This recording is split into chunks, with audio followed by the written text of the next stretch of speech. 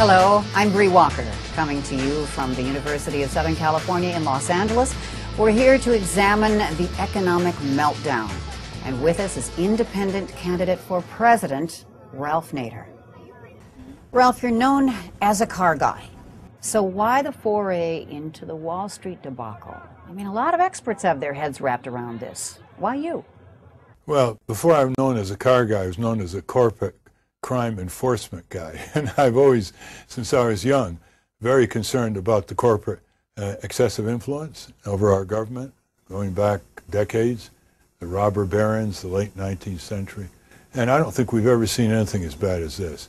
This is a real takeover of the U.S. Treasury, of the White House, the Pentagon, almost every department and agency. Now they want a $700 billion bailout without any congressional hearings exploring all these things and seeing, A, is it necessary? B, if it is necessary, what kind? Who's going to benefit? Is it going to be the small investor or the fat cat speculators in Wall Street? It's a power grab of historic proportions. And I think it involves the White House trying to rip up the Constitution from Congress, take away its authority, put it in the White House so they can do whatever they want with $700 billion of taxpayers' money. There's some history here. If you look at the S&L situation through the 80s, this is, on a much larger scale, similar. Much larger. It's not only similar, but it's massively bigger in all kinds of ways. The S&L bailout involved a lot of hearings. There was deliberation. This is like a, ram it through, quick, before you adjourn and go back home for the elections. And it's very dictatorial, very, very dictatorial. Do you think the American public will stand for this? Well, the signs are that they're getting upset, and regardless of their political persuasions, they're starting to march. They're calling into C-SPAN. They're calling into talk radio. I know I was recently up on Capitol Hill, and they're getting thousands of emails. I think it really is a test. Are members of Congress going to be more afraid of the people when they go back home, or more afraid of the corporations and their political allies in the White House? If it's the former, there's not going to be this blank check for $700 billion. The government is going to support any part of the economy. It should support FDIC and all the other insurance agencies that's set up by the U.S. government to protect the small savers, the small depositors, the small investors. These are the prudent people who are now at risk. You save the prudent people before you spend $700 billion trying to bail out the giant investment banks and insurance companies in this country. Have the Democrats a better plan for this bailout than the Republicans, or are they both so flawed they can't possibly fly? Well, Democrats may have a better plan among the better Democrats, but it's not going to overcome Bush's stubbornness, and he's backed by Wall Street power, and the Treasury Department is run by a former Goldman Sachs head in Wall Street, and it's not going to. It's either going to go through the way Bush wants it, with a little curlicues and a couple of reporting requirements, maybe a little phony cap on executive compensation, but it's not going to go through with real taxpayer participation to recover. If these companies become profitable, they can recover what the taxpayers' investment and maybe then some. I don't think that's going to go through. And definitely they're not going to have comprehensive re-regulation of the financial industry. And it was deregulation under Clinton in 1999 that started this open sesame, anything goes with other people's money. If what's being proposed is a true compromise in Congress between Republicans and Democrats, isn't it the right thing to go ahead and do something right now? Well, that's like saying, don't we have to bail out the people who created the problem? We don't have to bail them out. We have to support the Federal Deposit Insurance Corporation, which guarantees the first $100,000 of people's savings in bank after bank. There's something called the SPIC that supports people's investments if they're in a brokerage firm, and the brokerage firm is so reckless that it dissipates their investment. All of these are underfunded. So any bailout plan should protect the prudent and the safe investors who are at risk because of the crooks and the speculators.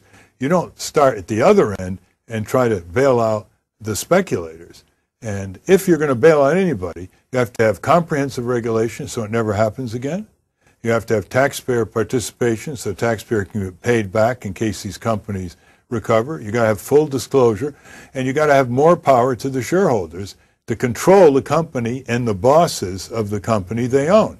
If shareholders like mutual funds and pension funds had that kind of authority, which they don't have now, these bosses would never have gotten away with destabilizing and tanking their own company to elevate their own bonuses and huge compensation packages.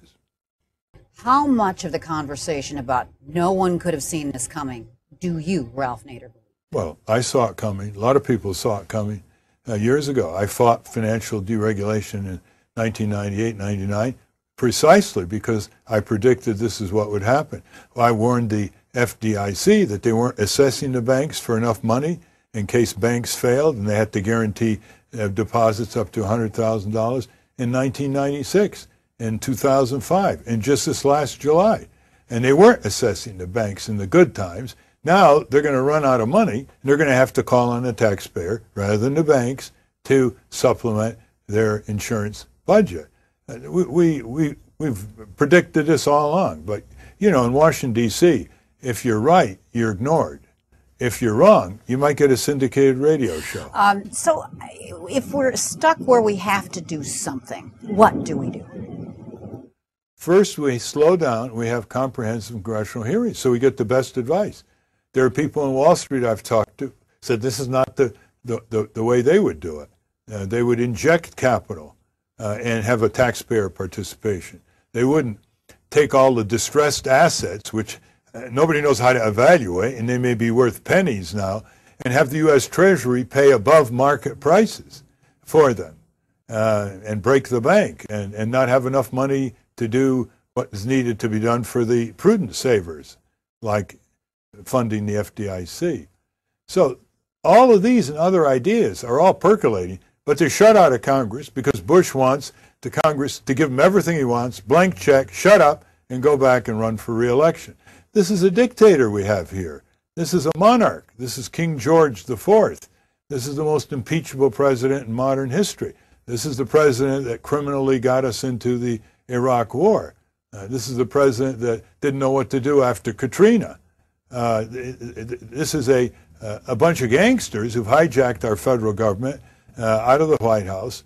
And why do we expect them, with their corporate buddies in Wall Street, to do anything that would help the average worker, the average small investor, and the average taxpayer? So that's why we've got to slow it down and have all the various ideas and proposals in the context of marches and demonstrations and protests by millions of people around the country, because if they don't demand a say, they're going to pay, and pay. Is this what it looks like when a free market fails? This is, yeah, when it doesn't have law and order. This is what happens when it doesn't have federal cops on the corporate crime and fraud beat. And that's what's happened throughout history, because greed is infinite. And if you don't have boundaries, if you don't have standards, if you don't have stop signs, if you don't have caution signs, if you don't have law and order, it's going to go off the deep end because the few will take the many and exploit them and try to jump into a golden rowboat just before the ship sinks, otherwise known as golden parachutes. How do we break the stranglehold on corporate mainstream media so that messages like yours, voices like yours, that are for the average citizen can be seen and heard? You got me. I've been right on this again and again, in writing, in testimony, in speeches in Washington. The reporters know it. The networks know it. They never have me on. I have to go on comedy shows. If it's more regulation that we need, that's a lot more rules and financial doublespeak, right? Is there a model, a template out there for that? Oh, yeah. Oh, sure. Some of it comes from Franklin Delano Roosevelt, which they dismantled in the Clinton administration. There used to be a law called Glass-Steagall Act. It's worked very well. It basically says you're either a commercial banker or you're just a regular, conventional banker. You don't get people's money and be able to use it with your securities work? There's a conflict of interest there. The two don't mix. Well, Clinton got rid of Glass-Steagall under the influence of Robin Rubin, who then went to Citigroup and made $40 million after he left the Treasury in 4 months of consulting, right after the bill passed. What a coincidence.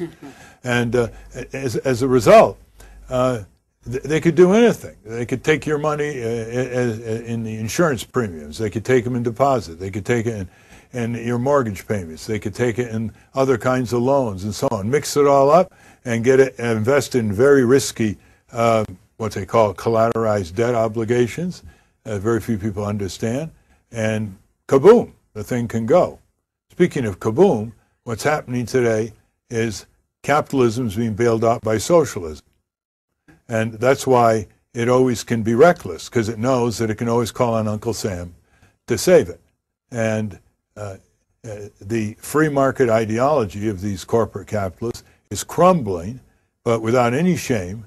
They're now saying, hey, folks, you're all going to get hurt. All you little people are going to get hurt. So we got to be bailed out by your tax dollars in Washington. This is really offensive to people. This has really got down to their sense of gross greed and lack of fairness. And that's why they're beginning, the rumble is beginning around the country. And everybody should know, the louder the rumble, the more the members of Congress that fear you, the people, than the corporations and their lobbyists in Washington and Wall Street. The more they fear you, the better they're going to stand with you. And hey, where's my health care? Yeah, for starters. You want a second opinion? A first opinion. An opinion that you'll like. Go to votenator.org.